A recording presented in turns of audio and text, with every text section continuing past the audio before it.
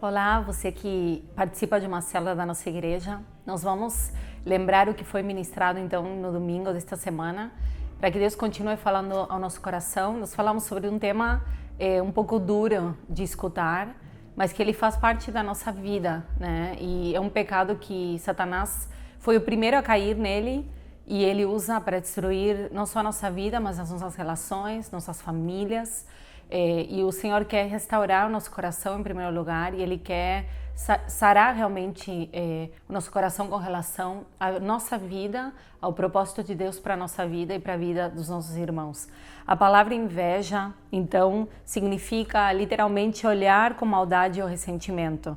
E traduzindo de uma forma mais comum e mais simples, a inveja é quando você se ressente da bondade de Deus sobre a vida de outras pessoas e ignora essa bondade de Deus sobre a sua própria vida. E ao longo da ministração, eu te convido também para assistir, se você não pode estar aqui presencialmente no culto ou não conseguiu assistir online, que você assista a ministração na íntegra, mas a inveja, ela, em algum momento da nossa vida, ela faz parte. Quem nunca quis alguma coisa que viu que outra pessoa tinha, seja ela uma coisa material, um sapato, uma bolsa, ou até uma casa, ou até uma família, por que não? Em algum momento da nossa vida, esse sentimento de estarmos descontentes com o que temos nos pega. Mas o problema dela nos pegar é ela criar morada no nosso coração, criar uma raiz e destruir toda a nossa vida. É como enterrarmos lixo nuclear no jardim da nossa casa. Em algum momento vai dar problema. E nós vimos durante a ministração algumas histórias bíblicas, alguns relatos que falam sobre personagens bíblicos que tiveram inveja e que a inveja os levou a caminhos muito duros, muito difíceis.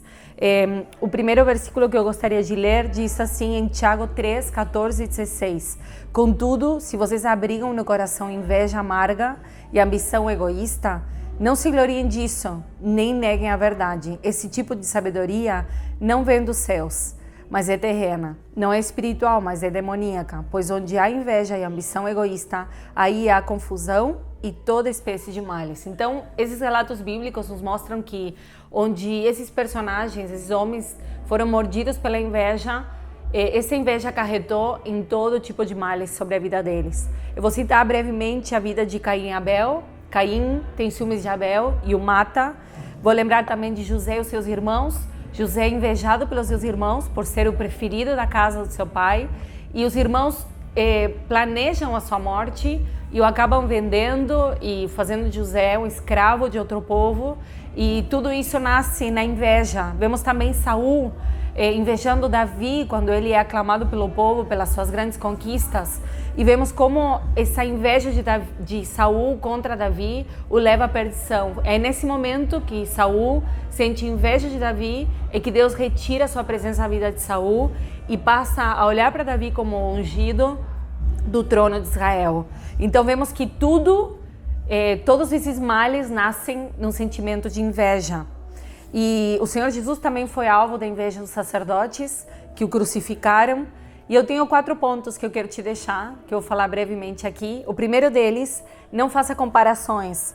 Paulo, em 2 Coríntios 10, 12, diz: nem temos a pretensão de nos igualar ou de nos comparar com alguns que se recomendam a si mesmos.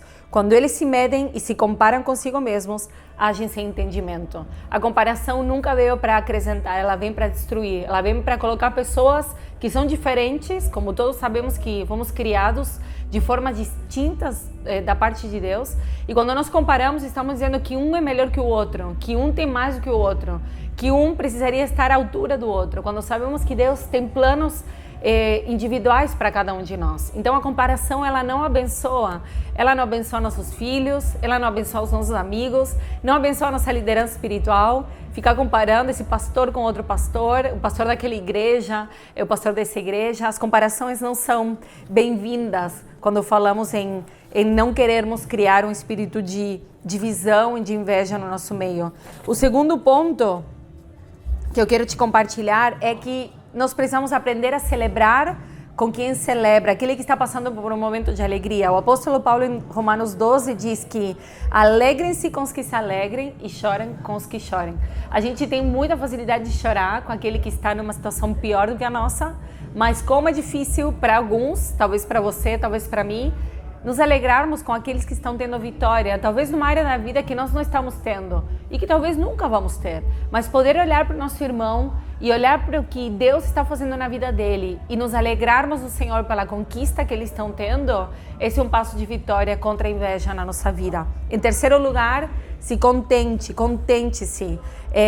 O sábio Salomão diz que é melhor contentar-se com o que os olhos veem do que sonhar com o que se deseja. Isso também não faz sentido, diz ele. É como correr atrás do vento.